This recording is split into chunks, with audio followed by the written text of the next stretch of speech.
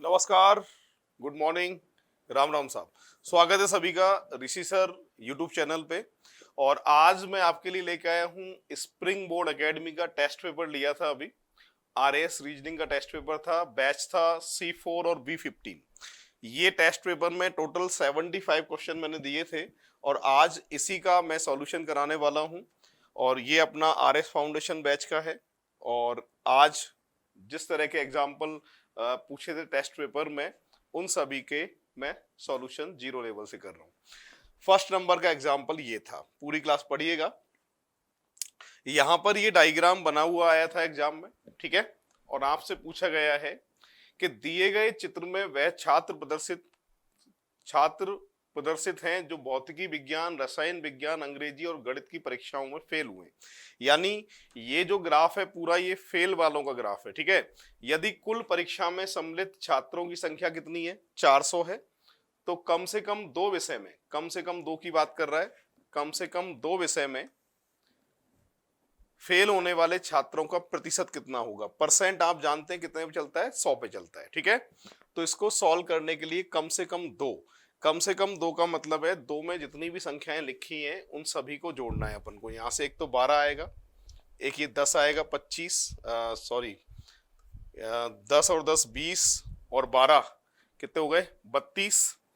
और 32 और 3 35 और 5 कितने हो गए, 40। 40 के बाद में ये 8 आएगा, 48। और ये 4 आएगा, कितने हो गए, 52। टोटल आएंगे 52, ठीक है। तो कम से कम दो का मतलब दो और तीन वाले जितने भी उन सबको जोड़ा है, तो टोटल मिलाकर कितना आ गया, 52 आ गया, ठीक है। 52। और कुल संख्या कितनी है, 400। और परसेंट कितने पे निकालते हैं हम, 100 पर निकालते हैं। ये काट दिया मैंने, 13 आएगा, तो आंसर कितना आएगा, 13%। तो करेक्ट आंसर जो आएगा इसका डी ऑप्शन आएगा। इस तरह से ये सॉल्व होगा। तो यहां कह रहा है कम से कम दो विषय में फेल होने वाले छात्रों का कितना प्रतिशत है। कम से कम दो का मतलब है दो में फेल होने वाले चाहिए। जो दो से ज्यादा में फेल हैं वो भी गिने जाएंगे। उन सबका टोटल 52 आया, बटा कुल संख्या मैं जानता हूं कितनी दे रखी है, 400। और परसेंट हमेशा 100 पे चलता है, इसलिए आंसर कितना आएगा इसका, 13%। ऐसे होगा। पूरी क्लास देख लीजिए। फर्स्ट नंबर का एग्जाम्पल है ये, जो टेस्ट पेपर में मैंने दिया था। इसके बाद में सेकंड नंबर का एग्जाम्पल, ये टेस्ट पेपर में सेकंड नंबर का एग्जाम्पल आया था। यहां पर कह रहा है कि सर्वे में जो टोटल स्टूडेंट हैं वो कितने हैं, 25 हैं, ठीक है। और 15 जो है वो मैथमेटिक्स वाले हैं,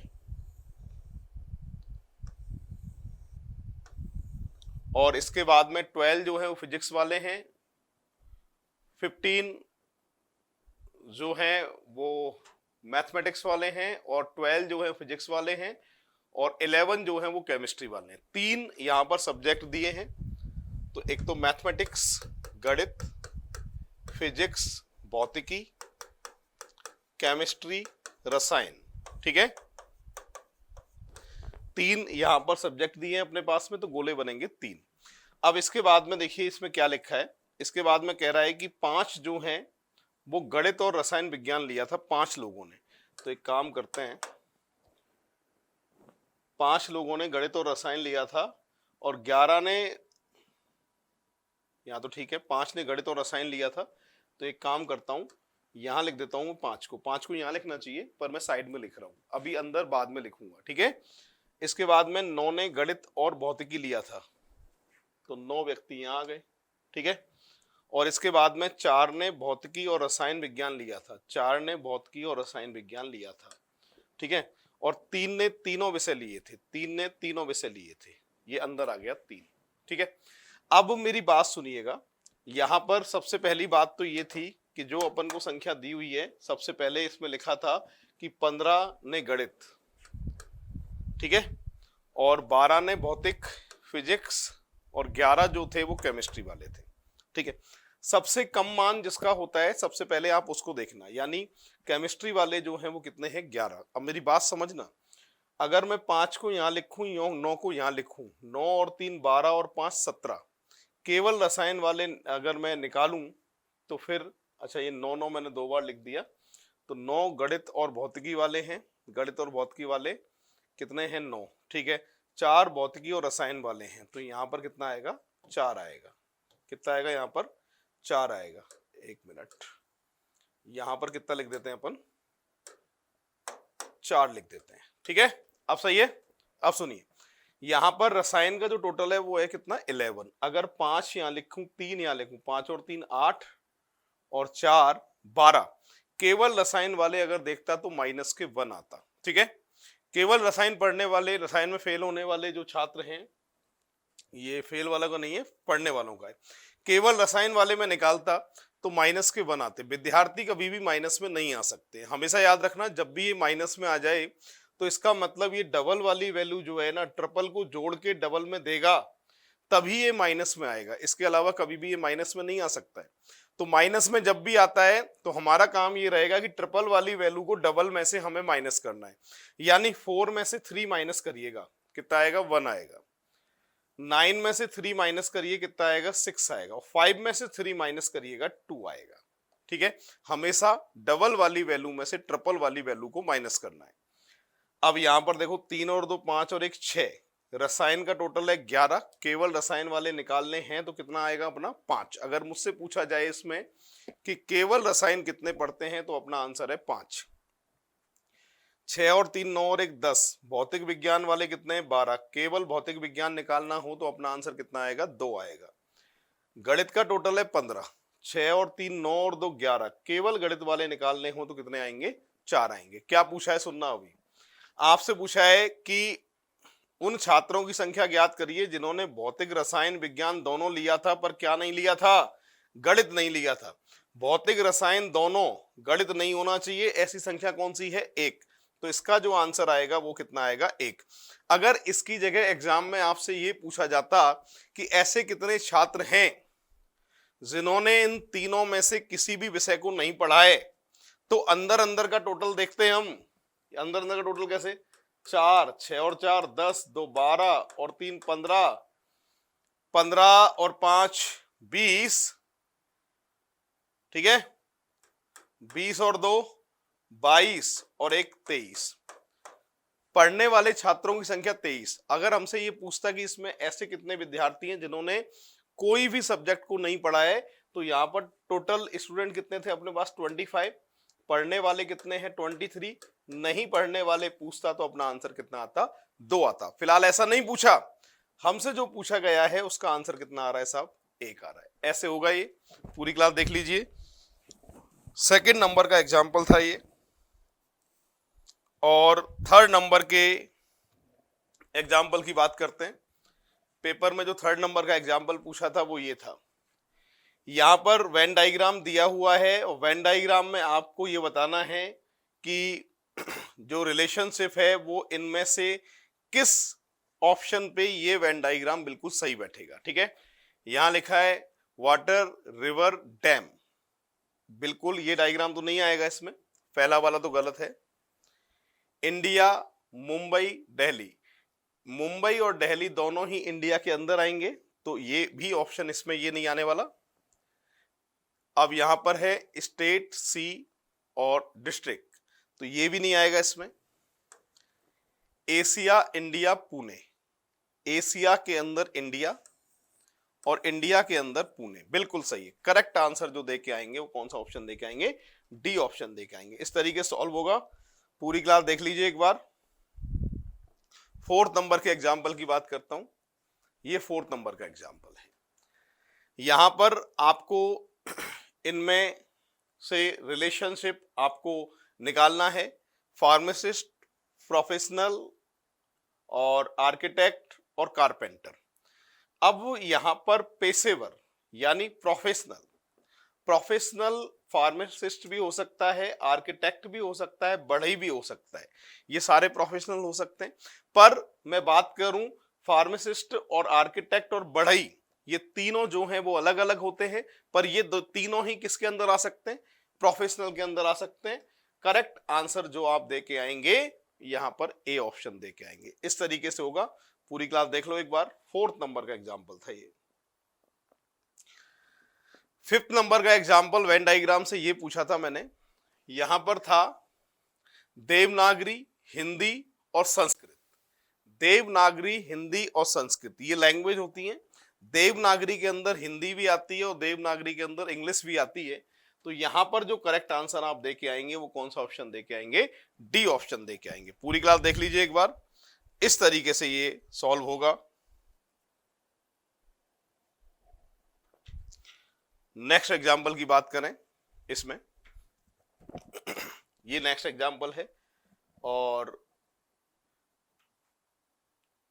ये सॉल्व करते हैं इसको। देखिए ये सिलोजिज्म वाला एग्जाम्पल था। यहां पर कह रहा है ऑल बॉयज आर एक्सपर्ट, सभी लड़के क्या हैं? विशेषज्ञ हैं। तो एक्सपर्ट के अंदर आएंगे, ठीक है भाई। अब इसके बाद कह रहा है सम एक्सपर्ट आर पैसेंजर, मतलब कुछ विशेषज्ञ यात्री हैं, पैसेंजर, ठीक है भाई। अब इसके बाद में फिर कह रहा है ऑल पैसेंजर आर फॉरेनर, यानी सभी यात्री विदेशी हैं। तो यहां पर आ जाएंगे साहब फॉरेनर। अब ये इसका डायग्राम है। अब मुझे निष्कर्ष देखना है कौन सा सही है कौन सा गलत है। सबसे पहले फर्स्ट की बात करते हैं। Some foreigner are expert, some foreigner are expert, तो सभी विदेशी विशेषज्ञ हैं। ये वाली बात क्या है डायग्राम में? सही। Second, some foreigner are boys, some foreigner are boys, ये क्लियर है क्या? ये क्लियर नहीं है। जिसकी स्थिति क्लियर नहीं होती है उसको सही नहीं करते, हम गलत करते हैं। No foreigner are boys, no foreigner are boys, ठीक है भाई। तो यहां पर कुछ विदेशी लड़के हैं, कोई भी विदेशी लड़का नहीं है। इन दोनों में आइदर, क्योंकि स्थिति क्लियर नहीं है और जिसकी स्थिति क्लियर नहीं होती है कौन सी कंडीशन आती है? आइदर, या तो अभी फिलहाल पॉजिटिव नेगेटिव में या तो बताया था मैंने क्लास के अंदर, इसको छोड़ते हैं। ऑल पैसेंजर आर एक्सपर्ट, सभी पैसेंजर एक्सपर्ट हैं, ये क्लियर नहीं है। तो यहां पर केवल फर्स्ट आना चाहिए, आइदर में सेकंड और थर्ड आना चाहिए। फर्स्ट निष्कर्ष और सेकंड और थर्ड, फर्स्ट और सेकंड या थर्ड अनुसरण करते हैं। अच्छा, फर्स्ट की बात करते हैं। निष्कर्ष फोर्थ और सेकंड में कोई भी अनुसरण नहीं करता, ये गलत है। बी ऑप्शन फर्स्ट और सेकंड, ठीक है, बी है। सभी अनुसरण करते हैं, फर्स्ट सेकंड और फोर्थ अनुसरण नहीं करता। करेक्ट आंसर यहां अगर बात करें तो फर्स्ट वाला सही है और ये आइदर वाली कंडीशन सेकंड और थर्ड में आएगी। तो आंसर आएगा इसका करेक्ट बी ऑप्शन। पूरी क्लास देख लीजिए, 6 नंबर का एग्जाम्पल ऐसे होगा ये, और इसका डायग्राम इस तरीके से बनेगा। नेक्स्ट एग्जाम्पल की अगर बात करते हैं तो ये अपना, ये भी सिलोजिज्म का एग्जाम्पल था और ये 7 नंबर का एग्जाम्पल था अपने पेपर में, ठीक है। इसको सॉल्व करते हैं। सम वॉवल्स आर डिजिट,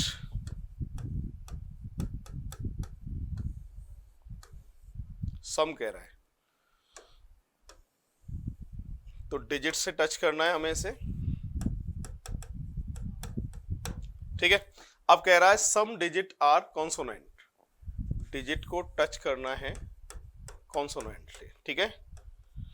अब इसके बाद में अब आपको चेक करना है कंक्लूजन कौन सा सही है कौन सा गलत है। फर्स्ट में कह रहा है no consonant is a vowel, ये बात तो गलत है, ठीक है। पहली तो no digit is a vowel, ये भी गलत है, कुछ तो हो सकते हैं, ठीक है। सम कॉन्सोनेंट आर वॉवल्स,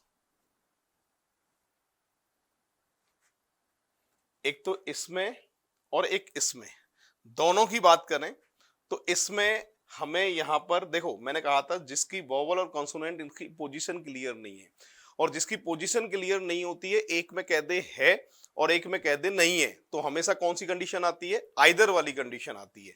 तो यहां पर या तो आना चाहिए, और आइदर वाली कंडीशन जो है फर्स्ट और सेकंड, फर्स्ट और थर्ड, एक बार फिर से चेक कर लेते हैं।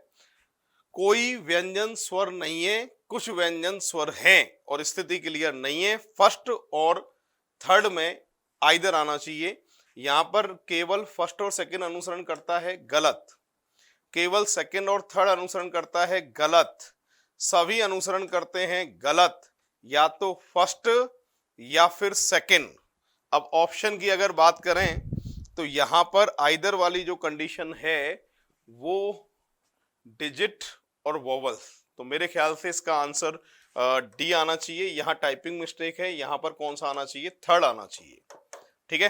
तो करेक्ट आंसर इसका आएगा डी। आइदर वाली जो कंडीशन है वो कौन कौन सी कंडीशन में आएगी, फर्स्ट में आएगी और एक कौन से में आएगी भाई, थर्ड में आएगी। तो ये भी आइदर वाली कंडीशन का था, पर ये आइदर वाली जो कंडीशन है वो किस किस के लिए लागू है, एक तो फर्स्ट के लिए और एक थर्ड के लिए।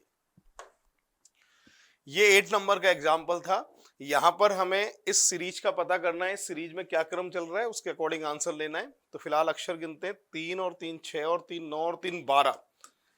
12 का मतलब 2 का, 3 का, 4 का या 6 का, ये पेयर बनेंगे। इसमें 2 पे टिक करके देखता हूँ, 2 पे टिक कर रहा हूं तो जेड से शुरुआत यहाँ है, पर यहाँ जेड से नहीं है। मैं 3 पे टिक अगर करता हूं तो इस सीरीज को आपस में कंपेयर करना पड़ता है, मिलाना पड़ता है। तो यहाँ पर शुरुआत x से हो रही है और बीच में y है, तो x y z x y z x y z और एक्स वाई जेड, यानी x y x y x x y x y x. Correct जो आंसर दे के आएंगे वो कौन सा ऑप्शन दे के आएंगे, ए ऑप्शन। पूरी क्लास देख लीजिए, इस तरीके से सॉल्व हुआ है ये।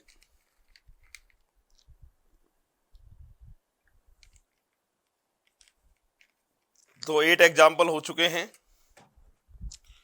यहां नेक्स्ट एग्जाम्पल की बात करें तो ये 10 नंबर का एग्जाम्पल था और इसमें मिसिंग नंबर वाला एग्जाम्पल था। यहां पर अगर देखें 4 और 2 का टोटल आ रहा है 6, सही है। 5 और 1 का टोटल भी कितना आ रहा है, 6। आमने सामने का जो टोटल है वो इक्वल आ रहा है। यहां से 8 और 8 16 और यहां भी टोटल कितना आ गया भाई, 16 आ गया। यहां से 15 आ गया, इनका टोटल भी 15 आ गया, सही है। यहां से टोटल आ गया 7 और कितना लिखूं, 6, जब भी तो टोटल आएगा 7। तो करेक्ट आंसर इसका कौन सा ऑप्शन आएगा, डी ऑप्शन। तो इसका आंसर आएगा डी ऑप्शन। आमने सामने का जो योग है वो इक्वल है, एक जैसा है। नेक्स्ट एग्जांपल ये था मिसिंग नंबर का, 10 नंबर का। यहां पर आपको ये देखना है कि इन दोनों से 12 कैसे आएगा, इन दोनों से 9 कैसे आएगा, 15 उसी क्रम में आंसर कैसे आएगा। इन दोनों की बात करूं तो 27 आ रहा है, 20 + 7 27। 27 से हमें चाहिए 9, कैसे ला सकते हैं, डिवाइडेड बाई 3, सही है साहब। अब यहां से अगर बात करें तो इन दोनों का टोटल आ रहा है 45 डिवाइडेड बाई 3। ऐसे ही आंसर निकालना है, 25 29 कितना हो गया बताना जरा, 54 डिवाइडेड बाई 3। आंसर कितना दे के आओगे, 18। तो करेक्ट आंसर इसका आएगा बी ऑप्शन। पूरी क्लास देख लीजिए, इस तरीके से ये एग्जाम्पल जो है वो सॉल्व हुआ है।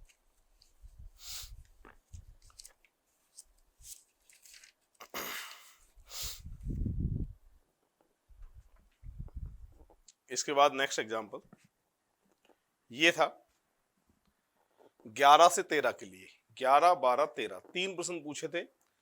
सिटिंग अरेंजमेंट है LPQRST और W, यानी कितने हो गए, 7। उत्तर की ओर मुख करके सीधी पंक्ति में बैठे हैं। 1 2 3 4 5 6 7, 7 लोगों के लिए पंक्ति थी, ठीक है। क्या लिखा है, PL के बाएं चौथे स्थान पर है, पहला दूसरा तीसरा चौथा, ठीक है। और LQ के बाएं दूसरे स्थान पर है, Q के बायां दूसरा, पहला दूसरा। एक बार देखना, 3 और 3 6 और एक 7, 7 की पंक्ति है, बैठा सकते हैं इनको। P 1 2 3 L Q, ठीक है साहब, ये बैठ चुके हैं। पहली लाइन पूरी हो गई है। R जो L का पड़ोसी नहीं है, मतलब R जो है वो L के बगल में नहीं बैठना चाहिए, ठीक है, नहीं बैठाएंगे। S के एकदम दाएं बैठता है, S के एकदम दाएं बैठता है, कौन, R। S और R आसपास बैठेंगे तो यहीं बैठाने की जगह है और कहीं है भी नहीं, ठीक है। R जो L का पड़ोसी नहीं है, S के एकदम दाएं बैठा है, T W के बाएं दूसरे स्थान पर है, W का बायां पहला दूसरा, कौन है साहब, T। तो ये पंक्ति जो है वो पूरी हो चुकी है और इसी से जो प्रश्न पूछे गए हैं उनके आंसर आपको देने हैं। और पूरी क्लास जरा इस पंक्ति को देख लीजिए, क्या ये पंक्ति है और इसी पंक्ति से सबके आंसर आने वाले हैं। तो इसका फोटो ले लेता हूं मैं, जिससे बार बार मुझे चेंज नहीं करना पड़ेगा और इसके आंसर अभी इस पंक्ति को देख के अपन दे लेंगे, ठीक है भाई। तो देखिए फर्स्ट नंबर का एग्जाम्पल क्या पूछा है आपसे, सुनना। फर्स्ट नंबर का एग्जाम्पल आपसे जो पूछा है इसमें आपसे पूछा है कौन सा जोड़ा पंक्ति के अंतिम छोर पर बैठा था, कौन सा बैठा था, एक तो P बैठा था, एक Q बैठा था, है ना, P और Q, correct answer B option है इसका। तो अगला पूछ रहा है R और W के बीच में कितने लोग थे, R और W के बीच में 2 लोग थे साहब, आंसर आएगा सी ऑप्शन। R के संदर्भ में L का स्थान, मतलब S को देखते हुए L का स्थान कौन सा है, S के संबंध में L का स्थान, यानी S को देखते हुए L का स्थान कौन सा है, तो पहला, दूसरा, तीसरा, दाएं से तीसरा, दाएं को तीसरा जो भी है, तो आंसर आएगा बी ऑप्शन। इस तरह से होंगे ये, पूरी क्लास देख लीजिए। तो 11 का आंसर बी आ रहा है, 12 का सी और 13 का बी। तो पूरी क्लास देख लो, इस तरह से ये सॉल्व होगा। नेक्स्ट एग्जांपल की तरफ आगे बढ़ते हैं। अभी ये अगला एग्जांपल दिया था मैंने, यहां पर ये डायग्राम बना हुआ आया था, और इस डायग्राम की अगर मैं बात करता हूं, डायरेक्शन राइट हैंड पे ईस्ट रहेगा, लेफ्ट हैंड पे वेस्ट रहेगा, आंखों के सामने नॉर्थ और पीठ के पीछे साउथ दक्षिण, ये सभी की सभी को बिठाया गया है, इन सबका मुंह क्लियर कर दिया है, बाहर की तरफ है, ठीक है। अब मुझसे कह रहा है कि सभी लोग 2 स्थान दक्षिणावर्त हटें, मतलब क्लॉकवाइज, कैसे हटें, क्लॉकवाइज, दक्षिणावर्त, ठीक है भाई। तो ये सारे के सारे जो हैं वो क्लॉकवाइज 2 स्थान हटें, तो क्लॉकवाइज का मतलब है दक्षिणावर्त, है ना, क्लॉकवाइज, क्लॉकवाइज 2 स्थान हटते, 1 2, तो ए तो यहां शिफ्ट होगा, सही है साहब, 2 स्थान यहां शिफ्ट करता हूं तो ए तो यहां शिफ्ट होगा, यहां B C D E F G H, सही है। तो आपसे पूछ रहा है एच का जो मुंह है वो किस दिशा में होगा, एच ये रहा, एच का मुंह उत्तर पूरब, नॉर्थ ईस्ट, तो करेक्ट आंसर जो दे के आओगे वो ए ऑप्शन आएगा। पूरी क्लास देख लीजिए एक बार, नॉर्थ ईस्ट इसका करेक्ट आंसर है। इस तरीके से ये सॉल्व होगा। अगला एग्जाम्पल है, उसको मैं सॉल्व करने जा रहा हूं, पूरी क्लास देख लीजिएगा। ये नंबर था अपना 15 में क्या कह रहा है सुनो, सुरेश, कौशल, मधुर, अमित और रमेश, 5 लोग हैं ये। सुरेश कौशल से छोटा है किंतु रमेश से लंबा है, अच्छा लिख लेता हूं, सुरेश जो है वो कौशल से छोटा है, कौशल से छोटा है किंतु रमेश से लंबा है, रमेश से लंबा है, ठीक है। मधुर सबसे लंबा है, लो साहब मधुर की कह दिया कि मधुर जो है वो सबसे लंबा है, ठीक है। अमित कौशल से थोड़ा छोटा, सुरेश से थोड़ा लंबा, यहां पर आएगा कौन साहब, अमित। तो आपसे पूछा गया है ये सभी लंबाई के कद के अनुसार खड़े किए जाएं तो सबसे छोटा इनमें से कौन है। क्या आप नहीं बता सकते सबसे छोटा कौन है, रमेश है, कौन है साहब, रमेश, करेक्ट आंसर देके आएंगे सी ऑप्शन। इस तरीके से होगा, बहुत ही आसान एग्जाम्पल था, और पूरी क्लास एक बार ऐसे कैसे लिख लो।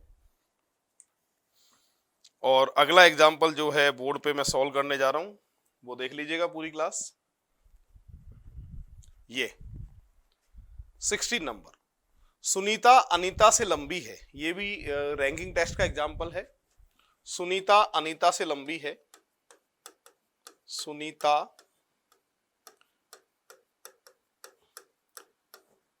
अनीता से लंबी है, रीना चित्रा से लंबी है लेकिन बानू से छोटी है, अच्छा अनीता चित्रा से छोटी है, अनीता जो है वो किससे छोटी है, चित्रा से छोटी है, और चित्रा सुनीता से लंबी है। तो एक तो पहली लाइन तो समझ में आ गई कि सुनीता अनीता से लंबी है, सुनीता अनीता से लंबी है।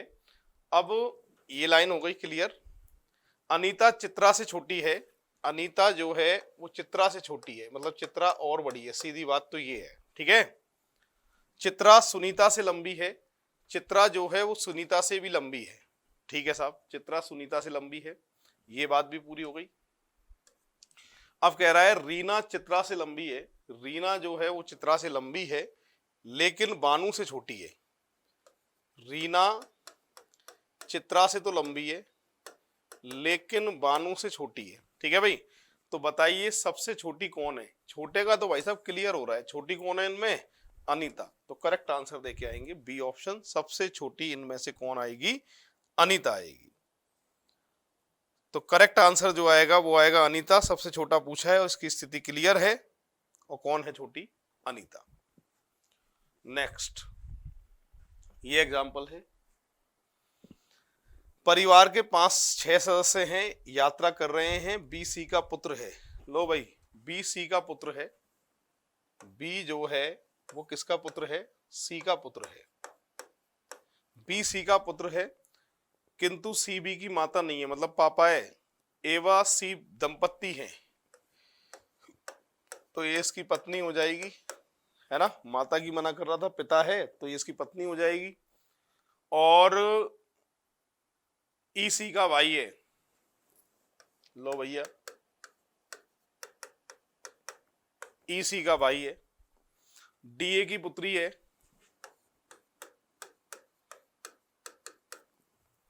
और एफ बी का भाई है, मतलब पुत्र होगा तो भाई अपने आप हो जाएगा ना, ये है ना? ये ग्राफ है। अब इस ग्राफ को देख के 17, 18, 19 तीन प्रश्नों के उत्तर देने। इस ग्राफ की फोटो ले लेता हूं और आप भी इसका स्क्रीनशॉट ले लो, क्योंकि इसी से आंसर आने वाले हैं आपके, है ना? अभी ठीक है भाई। चलो पहला पूछ रहा है, परिवार में पुरुष सदस्य कितने हैं? 1, 2, 3, 4। कितने पुरुष है भाई? 4। बी की माता कौन है? पुरुष सदस्य 4 ही आ रहे हैं ना, एक बार देख लो फिर से।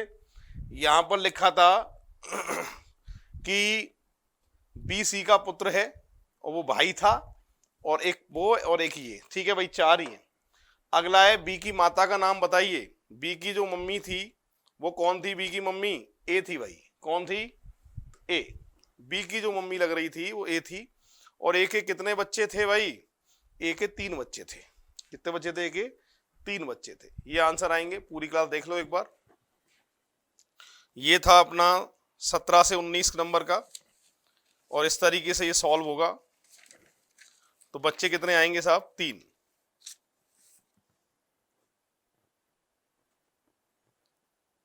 क्लियर है? तो एक बार फिर से ग्राफ को चेक कर लेते हैं, कहीं गलती तो नहीं करी हमने, फिर से देख लेते हैं। यहां पर लिखा था परिवार के 5-6 सदस्य हैं, सामने दिखाई दे रहे हैं मुझे 6, 3 और 3 6। बी सी का पुत्र है किंतु सी बी की मां नहीं है, मतलब पापा है। ए सी दंपत्ति है, मतलब जब पापा है तो भैया इसकी पत्नी हो जाएगी, है ना?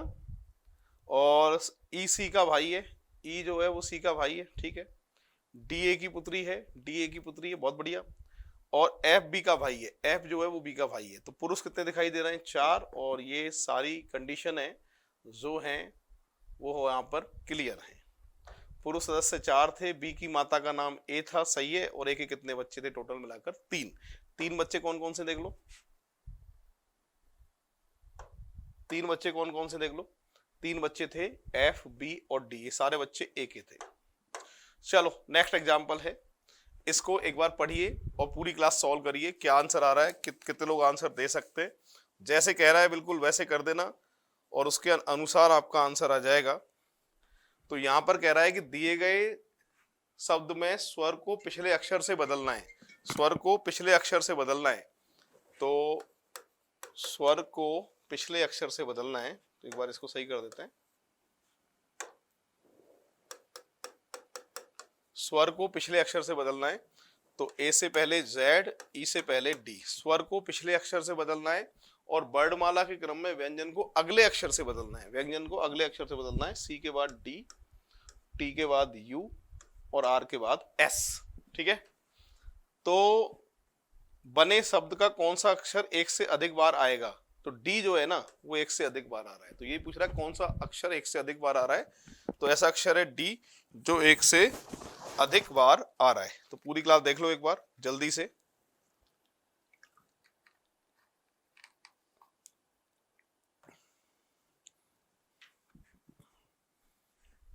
नेक्स्ट एग्जांपल है, देखो 21। यहां पर कह रहा है संख्या के भीतर अंकों को घटते क्रम में पुनर्व्यवस्थित किया जाए, कितने अंकों के स्थान अपरिवर्तित रहेंगे? घटते क्रम में अरेंज करना है इनको मुझे। तो देखिए 59164823 घटते क्रम में 9 8 9 8 के बाद 6 5 4 3 2 1। ऊपर नीचे कितने अंक एक जैसे आ रहे हैं वो आपको देखना है। तो ऊपर नीचे एक जैसे, एक तो 4 आ रहा है भैया, एक आ रहा है 2, और कोई ऊपर नीचे एक जैसा आ रहा है क्या? तो कितने आएंगे? 2। करेक्ट आंसर जो आएगा वो 2 आएगा। पूरी क्लास देख लो एक बार, इस तरीके से होगा ये।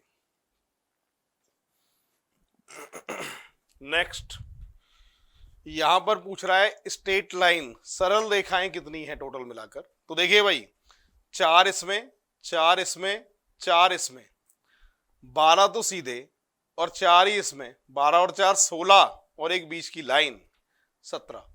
सरल रेखाएं जो हैं वो कितनी है? 17। तो 4 4 के तो ये दिखाई दे रहे हैं मुझे। अरे 4 इसमें, 4 इसमें, 4 इसमें, 4 इसमें, 4 ही होती है ना, स्क्वायर हो या रेक्टेंगल हो, स्ट्रेट लाइन 4 ही होती है।